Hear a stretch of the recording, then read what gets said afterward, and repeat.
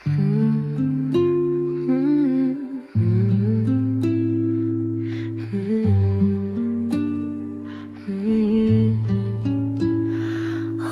danışır, yaddaş susmur.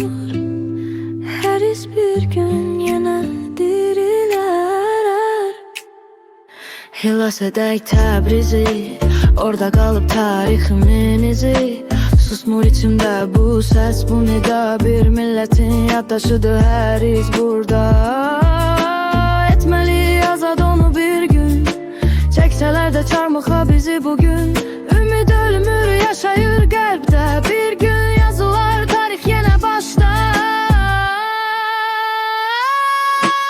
Ana, oğlum gəlir qarşıla bizi, qayıdı tarix oyadır izi.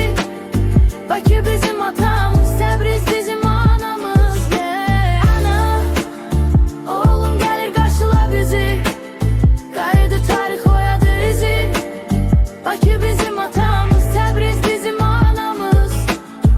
2026 yaxın bir zaman, inan ki çox az qalıb o sabaha. Bayram günü yüksələr bayrağım, tarix yazar yenidən öz səhifəsini daima. Gələcək günlər yazılar ümidlə, qəlblər doludur o isti hisslə.